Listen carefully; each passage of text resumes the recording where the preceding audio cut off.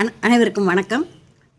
விநாயகர் புராணத்திலேருந்து கதைகளை பார்த்துட்ருக்கோம். அதில் இந்துமதி, கணவனை மிட்ட இந்துமதியின் கதை. இந்துமதி ஒரு அரசனின் மனைவி. மாளவ நாடு, அந்த நாட்டுக்கு அரசன் சந்திராங்கதன், மனைவி இந்துமதி. எல்லோரும் நல்லா செய்கிறாங்க, மக்கள் எல்லாம் சந்தோஷமாக இருக்கிறாங்க. அப்படி இருக்கும்போது ஒரு நாள் அவை கூடியிருக்கையில் காட்டு மிருகங்கள்லாம் நாட்டுக்குள்ளே வருது, அதையெல்லாம் அழிக்கணும், என்ன செய்யலாம் சொல்லுவோம். வேட்டை கிளம்புவோம்னு சொல்லி உடனே கிளம்புறாரு.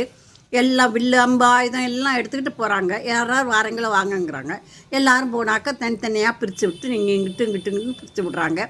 அரசன் வேட்டையாடுறாரு. வேட்டையாடிக்கிட்டு இருக்கையிலேயும் நிறைய வேட்டையாடிடுறாரு.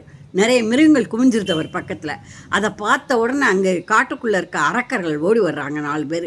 இப்படி நாங்கள் சாப்பிடக்கூடிய மிருகங்களெல்லாம் அடித்து கொண்டு விட்டையே, நாங்கள் என்ன செய்கிறது, இப்போ உடனே கொல்ல போகிறோம்னு சொல்லி கொல்ல வராங்க. அந்த 4 பேரே அடித்து கொண்டு விடுறாரு.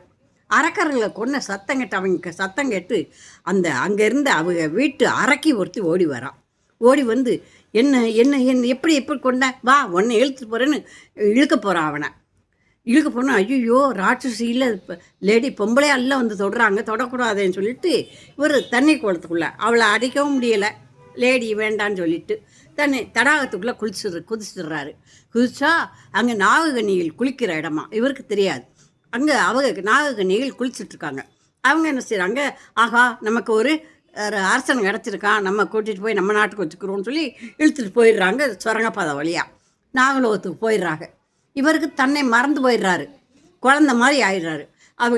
இவருக்கு நல்ல உணவு, உடை, நல்ல ஆடம்பரமான ஆடைகள், நகைகள் எல்லாம் போட்டு இவருக்கு விளையாட்டு சாமான்லாம் கொடுத்து குழந்த மாதிரி வச்சுக்கிட்டு இருக்காங்க. இவர் குழந்த மாதிரியே இருக்கார், இவருக்கு தெரியல. இந்த இந்துமதி விதவை கோலம் உண்டு எல்லாரும் சொன்னதுனால அவளே அரசாட்சி பண்ணிக்கிட்டு இருக்கா. நேர்மையான அரசாட்சி நடக்குது. ஆனால் ஒரு நாள் அங்கே நாரதர் வராரு. நாரதர் இன்னும் அரசி, ஏன் விதவை கோலம் கொண்டு இருக்கிறீர்கள், விட்டு விடுங்கள், உங்கள் மன்னர் இங்கே இருக்கிறாரு நாகலோகத்தில் அப்படின்னு சொன்னார். பார்த்தீங்களா அப்படிங்கிற. ஆமாம், அதுக்கு அவரை அழைச்சிட்டு வரணுமே. இல்லை, அதுக்கு ஒரு விரதம் சொல்கிறேன், விரதம் இருங்கிறாரு. என்ன விரதம்னு கேட்குறான். சங்கடகர சதுர்த்திங்கிற விரதத்தை சொல்கிறாரு. இந்த மாதிரி இருக்கணும், இந்த மாதிரி இருக்கணும். அதுபடி இருக்கிறான். அந்த விநாயகரானது சங்கடகர சதுர்த்தியில் அவள் விரதம் இருக்கும். 3 விரதம் இருக்க முந்தி அவர் அந்த நாககன்னிகள் ரொம்ப நாளாக வச்சுட்டு வந்த மன்னரை, அதனால் இவரை அனுப்பி விடுவோம்னு சொல்லி அவரை நல்ல பெரிய குதிரையில் ஏற்றி நகை நட்டுகள் பொருள் எல்லாம் கொடுத்து அனுப்பி வச்சிடுறாங்க. 3வது நாள் 3வது சங்கடகர சதுர்த்தி விரதம் இருக்கையில் அவர் சேர்றாரு. மறுபடியும் எல்லாரும் நாட்டை ஆள்றாங்க. சங்கடகர சதுர்த்தி விரதத்தை எல்லோரும் அனுசரிப்போம். நன்றி.